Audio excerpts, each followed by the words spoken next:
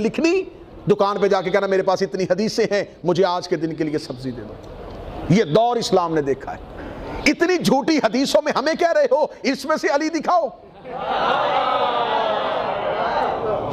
अली देखना है तो कुरान से देख। अब मेरे मौला के लिए 24,000 हाथों पे कागज कलम, फर्जंद रसूल लिखवाइए, फर्जंद रसूल लिखवाइए। कमाल, पहला ही काम मेरे शहनशाह का, जो 8वें इमाम के नौकर बैठे सर उठाना। अब इमाम को पता चल गया कि एक लंबी मुद्दत के बाद उम्मत हदीस लेने आई है। इमाम ने हदीस भी अब वो देनी है कि पिछला इतना लंबा अरसा उस एक हदीस में ही पूरा कर दूं, वो सफर ही सारे का सारा अबूर कर दूं। चले, मैं खिताबत का जुमला आ गया है तो मैं जुमला वो भी दे देता हूं। 24,000 हाथों में कागज कलम लेके खड़े थे, कर रसूल मांग रहे थे और ये दे नहीं रहे थे। आज उन्हीं की नस्लें हाथों में कागज कलम लेके कहती फर्जंद रसूल लिखवाइए। जिस सवारी पे मेरे 8वें शहनशाह बैठे थे, उस सवारी पे उस अमारी थी, उसके चारों तरफ कीमती पर्दे लटकाए हुए थे, इमाम उसके अंदर बैठे थे। जब सवारी के पीछे दौड़े, फर्जंद रसूल लिखवाइए, रसूल का वास्ता लिखवाइए, एक हदीस लिखवा दीजिए, मौला को ये एक हदीस दे दीजिए। इमाम ने अमारी का पर्दा उठाया, पर्दा उठा के इमाम ने रुख इमामत को बाहर किया। मुद्दत के बाद उम्मत ने हकीकी इमाम के चेहरे की तलावत की।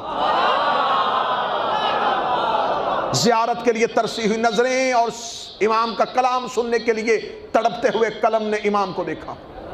इमाम का पहला जुमला सुनिएगा, पहली हदीस सुनिएगा। इमाम ने यूं सरबार निकल कर, सुनो, ला इलाहा इल्लल्लाह हिस्नी।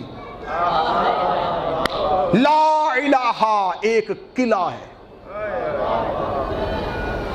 ला इलाहा एक किला है। लोगों ने जल्दी से लिखा ला इलाहा हिस्नी। इमाम ने फिर दोबारा पर्दे को उठाया, वमन दाखला हिस्नी आमन मिन अज़ाबी। जो इस किले में दाखिल हो गया वो अल्लाह के अजाब से बच गया। ये कह के इमाम ने पर्दा गिरा दिया। सिर्फ इतनी हदीस लिखी गई, ला इलाहा एक किला है, जो इसमें दाखिल हो गया वो अजाब से बच गया। लिखने के बाद मुहद्दिस ने कलम उठाया। हदीस तिश्ना थी। क्यों तिश्ना थी? सुनो मुझसे। इमाम ने ये नहीं कहा ला इलाहा एक घर है, ला इलाहा एक इमारत है, इमाम में किला है। घर के दरवाजे का पता चल जाता है। बोलो जो इमाम के नौकर बैठे हो, मैं 8वां इमाम पढ़ रहा हूं तुम्हारे सामने। घर का दरवाजा पता चल जाता है, महल के दरवाजे का पता चल जाता है। किले का दरवाजा हर किसी को नहीं पता होता। किला होता ही ऐसा है कि जो किसी को बचाने के लिए हो। फरमाया ला इलाहा एक किला है। किले का नाम आना था, मुहद्दिसीन ने लिखा ला इलाहा एक किला है। इन्होंने वहीं पे कागज कलम रखे कि किला है, तो ये तो बताया नहीं दाखिल कहां से होंगे। कहा कि जो इसमें दाखिल हो गया वो अल्लाह के अजाब से बच गया। इमाम ने दोबारा अमारी का पर्दा उठाया। इमाम ने अपने दोनों सीने, अपने दोनों घुटने अपनी सवारी के सीने पे रखे और इमाम ने सवारी को मिंबर बना के कहा उस किले में दाखिल होने की कुछ शर्तें हैं। कह के फिर पर्दा गिरा दिया। उन्होंने कहा कैसे दाखिल होंगे? ज़ोहर से, तकवे से, इबादत से, मुत्तकी बन के, नमाजों से, रोजे से कैसे दाखिल होंगे? इमाम ने कहा उसमें दाखिल होने की कुछ शर्तें हैं और उन शर्तों में से एक शर्त आम है।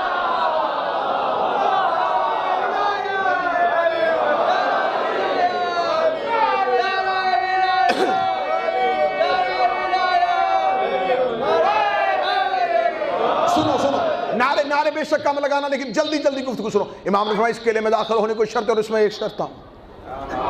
मैं शर्त हूं, मेरा बाप शर्त है, मेरा दादा अली शर्त है। अब जुमला कह दूं अगर जिगर संभाले, अलीयुन वलीउल्लाह ला इलाहा की शर्त है।